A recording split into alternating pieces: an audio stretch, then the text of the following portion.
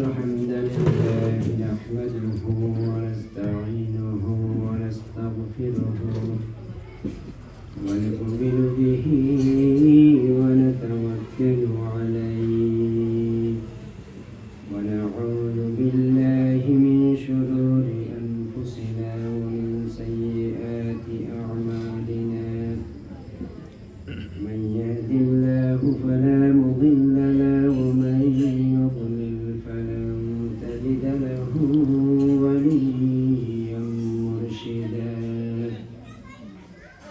ونشهد أن لا إله إلا الله وحده لا شريك له ونشهد أن سيدنا حبيبنا ومولانا محمدا عبد الله ورسوله صلى الله تعالى عليه وعلى آله وأصحابه وبارك وسلم أما بعد فقد قال الله تعالى في كلامه المجيد وفي فرقانه الحميد أعوذ بالله من الشيطان الرجيم وقال أيضا إن الله وملائكته يصلون على النبي يا أيها الذين آمنوا صلوا عليه وسلموا تسليما اللهم صل على محمد وعلى آل محمد كما صليت على إبراهيم وعلى آل إبراهيم إنك حميد مجيد اللهم بارك على محمد وعلى آل محمد كما باركت على إبراهيم وعلى آل إبراهيم إنك حميد مجيد رب اشرح لي صدري ويسر لي أمري واحلل عقدة من لساني يفقه قولي الحمد لله ঐতিহ্যবাহী মুন্সি ইসলামী স্মৃতি প্যারাগ্রাফ কর্তৃক আয়োজিত বিশেষভাবে আয়োজিত মা বোনদের উদ্দেশ্যে মহিলা সমাবেশের সম্মানিত সভাপতি উপস্থিত আমার বংশধরের পাড়া প্রতিবেশীর সম্মানিত হাজিরিন মজলিস এবং মহিলা প্যান্ডেলে অবস্থানরত আমার সম্মানিতা মা এবং বোনেরা আসসালামু আলাইকুম ওয়া রাহমাতুল্লাহি ওয়া বারাকাতুহু। আমরা শুকরিয়া আদায় করছি সেই মহান আল্লাহ সুবহানাহু ওয়া তাআলা যিনি আমাদেরকে তৌফিক করে দিয়েছেন সেই বাদ আসরের সালাতের বাদ থেকে শুরু করে নিয়ে তার বয়ানে কোরআনের বয়ানে বসার আলোচনা করার এবং শোনার যে সুযোগ করে দিলেন সেই মহান রবের শুকরিয়া আদায় আবারও করছি সকলে পড়ছি আলহামদুলিল্লাহ ربنا لك الحمد حمدا كثيرا طيبا مباركا فيه ربنا لك الحمد كما ينبغي لجلالك وعظيم سلطانك সম্মানিত হাজিরিন মজলিস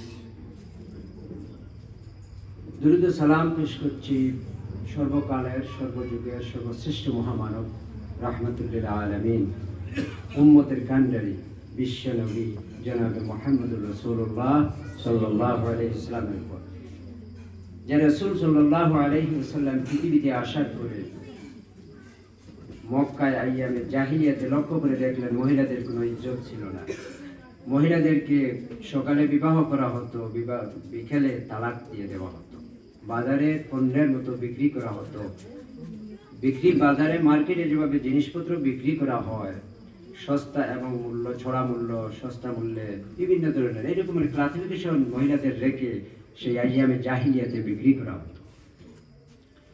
দয়াল নবী বিশ্ব নবী উম্মতের কান্ডারি মহিলাদের কান্ডারি সেই রাহমাতুল্লিল আলামিন বরদাস্ত করতে পারলেন না।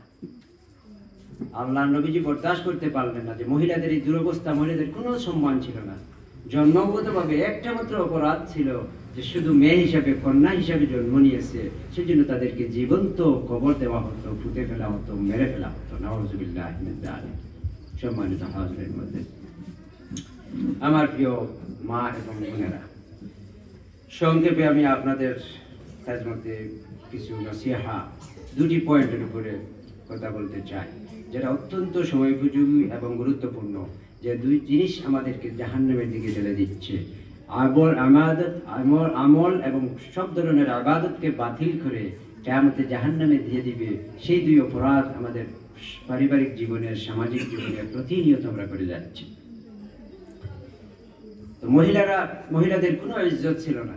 এমন এক সময় অতিবাহিত হয়েছে আপনাদের কোনো নাম নিত না, নাম নিলে মানুষ কিন্তু ঘৃণার পাত্র ছিলেন আপনারা। আল্লাহ রাব্বুল আলামিন বলেন, এমন এক উল্লেখযোগ্য সময় তোমার ছিল না, সম্মানের কোনো বস্তু তুমি ছিলে না। তুমি যখন জন্ম নিতে, মক্কার সেই আইয়ামে জাহিলিয়াতের সেই মুশরিকেরা তোমাকে কন্যা সন্তান জন্ম নিয়েছো, এই পরিচয় তারা সহ্য করতে না পেরে তারা জীবন্ত কবর দিয়ে দিত, হত্যা করে ফেলত। কোনো বাবা এরকম ছিল, কোনো মা এরকম ছিল, কন্যা সন্তান জন্ম হওয়ার পরেও একটু মায়া লেগে যেত। কোনো বাবার ইচ্ছা ছিল যে এই মেয়েকে আমি মারবো না, পরিস্থিতির কারণে, পরিবেশের কারণে বাধ্য হয়ে যেত। সমাজের নেতারা তাদের বাড়িতে গিয়ে যেত, যে বাড়িতে কন্যা আপনাদের মতো মেয়ে জন্ম নিত, ওই বাড়িতে সমাজের লোকেরা যেত, গিয়ে বলতো তোমার বাড়িতে কন্যা সন্তান জন্ম নিয়েছে, তুমি হত্যা করে ফেলো। সে কোনো বাবা বলতো আমি আমার মেয়েকে মহব্বত করি, আমি মারবো না। কিন্তু সমাজের নেতারা বলতো তুমি যদি না মারো আমাদের হাতে উঠাই দাও, আমরা মেরে ফেলে দিব। আর যদি আমাদের হাতে না দাও তাহলে তোমাকে আমরা সমাজ থেকে বয়কট করে দিব, সমাজ থেকে তোমাকে আমরা আলাদা করে দিব। আল্লাহ সুবহানাহু ওয়া তাআলা বলেন, আলা সাআ মা ইয়াহকুমুন। কিছু বাবারা ইচ্ছা থাকা সত্ত্বেও পরিস্থিতির কারণে, সমাজের নেতাদের কারণে তাদের কন্যাদেরকে শেষ পর্যন্ত কি কঠিন সিদ্ধান্ত নিতে বাধ্য হতো, অর্থাৎ হত্যা করে ফেলত। তার ইচ্ছা ছিল এই মেয়েকে আমি আর মারবো না, কিন্তু সমাজের চাপে, নেতাদের চাপে, এককরি হওয়ার বয়ে, সামাজিকভাবে বয়কট হওয়ার বয়ে শেষ পর্যন্ত আল্লাহ বলছেন আলা সাআ মা ইয়াহকুমুন, তারা কি করতো, কঠিন সিদ্ধান্ত নিত, বয়েতে ওই মেয়েকে মেরে ফেলতো। নাউযুবিল্লাহ মিন যালিক। আল্লাহ নবীজি বলেছেন, এই দুনিয়ার মধ্যে যা কিছু আছে সব কিছু আমার কাছে উত্তম, এর মধ্যে সব থেকে উত্তম হচ্ছে সতীসাধ্বী, ময়ূষী নারী, নেককারিণী মহিলারা হচ্ছে শ্রেষ্ঠ। আল্লাহ নবীজি বলেছেন মহিলারা হচ্ছে মায়ের জাত। আল্লাহ কোনো পুরুষের পায়ের নিচে জান্নাত দেন নাই, বরং পুরুষদেরকে আল্লাহ বলে, নবীজি বলেছেন হুমা জান্নাতুকা ওয়া নারুকা, আল জান্নাতু তাহতা বিউম্মাহাতিকুম। দুনিয়ার সন্তানদেরকে বলে দিলেন, ও সন্তানেরা, তোমাদের মায়ের পায়ের নিচে আমি আল্লাহ সুবহানাহু ওয়া তাআলা জান্নাত রেখেছেন। যে মহিলাদেরকে জীবন্ত মেরে ফেলে দেওয়া হতো, বাজারে বিক্রি করা হতো, সকালে তার বিবাহ করতো, বিকালে তালাক দিয়ে দিত। কার ছেলে পেটে এসেছে কেউ বলতে পারে না, পিতৃ পরিচয় নাই, এরকম সন্তান নিয়ে মায়েরা চলাফেরা করতো। সেই মায়েদেরকে আল্লাহর নবী সম্মানের, মাতৃত্বের মর্যাদা দিলেন, মেয়ের মর্যাদা দিলেন, স্ত্রীর মর্যাদা দিলেন, মহারানা ফরজ করে দিয়ে জান্নাত তাদের পায়ের নিচে দিয়ে দিলেন। সুবহানাল্লাহ। এই হচ্ছে আপনাদের মর্যাদা। আপনারা এরকম ছিলেন না, এইরকমের মর্যাদা আপনাদের ছিল না। আল্লাহ নবীজি মর্যাদা দিয়েছেন, আল্লাহ সুবহানাহু ওয়া তাআলা আপনাদেরকে আকাশচুম্বী মর্যাদা দিয়ে ধন্য করেছেন। সকলে বলি সুবহানাল্লাহ। কিন্তু আজ বর্তমান সময় মহিলারা দুটি কাজ সব থেকে বেশি করেন। এই আমার মা বোনেরা একটু কান পেতে শুনেন, যে দুইটি অপরাধের কারণে আপনি কিয়ামতের দিন আপনি জাহান্নামে যাবেন, অথবা আপনার উসিলায়, আপনার কারণে আপনার স্বামী জাহান্নামে যাবে। এই দুইটা জিনিস বড় কঠিন জিনিস। একটা হচ্ছে রাহিমের সম্পর্ক, আর আরেকটা হচ্ছে শিরক। এই দুইটা জিনিস কিন্তু মহিলাদের থেকে বেশি হয়। আপনারা একটু অঙ্ক মিলান, আপনারা একটু নিজে নিজে চিন্তা করলে দেখতে পাবেন আপনারা কেমনে কিভাবে শিরিক করতেন সমাজের মধ্যে। অসংখ্য মা বোনেরা বিবাহ হওয়ার পরে একটু ধৈর্য ধরতে পারেন না, সন্তান না হওয়ার কারণে ডাক্তারের কাছে যান, ডাক্তারের কাছে যখন ফেল হয়ে যান তখন পীরের কাছে যান, মাজারে যান, বিভিন্ন মানত করেন, বিভিন্ন ধরনের শিরকে লিপ্ত হয়ে যান সন্তান পাওয়ার জন্য। এখন আপনারা বলেন সন্তান দেওয়ার মালিক কি কোনো দুনিয়ার কোনো মানুষ আছে নাকি? সন্তান দেওয়ার মালিক কে? আল্লাহ বলেন আমি কাউকে ছেলে দেই, আমি কাউকে মেয়ে দেই, আমি কাউকে ছেলেও দেই মেয়েও দেই, আমি আবার কাউকে নাতিমা অর্থাৎ নিঃসন্তানী বানিয়ে দেই। দুনিয়ার কোনো মানুষ তোমাকে সন্তান দিতে পারবে না। আপনি কেন শিরিক করেন? ইন্নাল্লাযীনা তাদউনা মিন দুনিল্লাহি ইবাদুন আমসালুকুম। আল্লাহ পাক বলেন ও মায়েরা শুনেন, আপনারা যে পীরের কাছে যান, তাবিজ আনেন, মানত করেন, আল্লাহ বলেন যে পীরের কাছে তুমি গিয়েছো মা, সেই পীর তো আল্লাহর আরেকটা বান্দা আপনার মতো। আল্লাহ বলেন ইন্নাল্লাযীনা তাদউনা মিন দুনিল্লাহি ইবাদুন আমসালুকুম।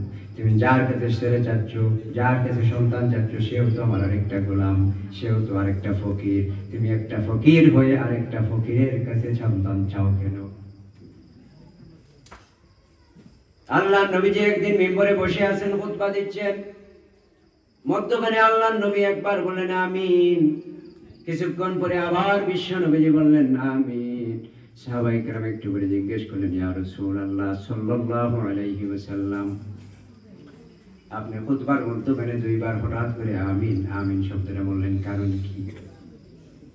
আল্লাহ নবীজি বললেন ও সাহাবীরা শোনো, হযরত জিবরাইল আমিন আমার পিছনে মিম্বরের সামনে দাঁড়িয়েছিলেন। তিনি হঠাৎ করে আমাকে বললেন যারা আল্লাহর উপরে শিরিক করবে, যারা শিরিকের মতো গুনাহ করবে, তাদের ধ্বংস হয়ে গেল। আমি জিবরাইল বললেন আমিন, আরো ফেরেশতারা বললেন আমিন, আমি বিশ্ব নবীজিও বললাম আমিন।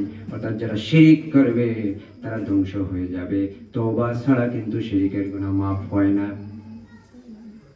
সাহাবীরা বললেন তাহলে দ্বিতীয়বার আবার আমিন বললেন, কারণ কি?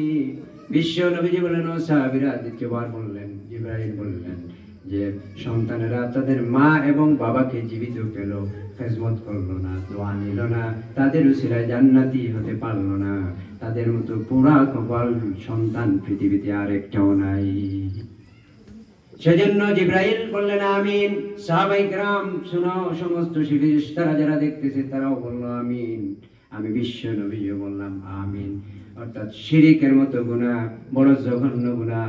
আমার মা বোনেরা দেখেন, আপনি যদি সমস্ত পীর মাজারে যান, পয়সা দিতে দিতে আপনার সমস্ত পয়সা শেষ হয়ে যায়, আপনার পয়সাও শেষ হবে, ঈমানও শেষ হবে, সন্তান কিন্তু আল্লাহ ছাড়া কেউ দিতে পারবে না।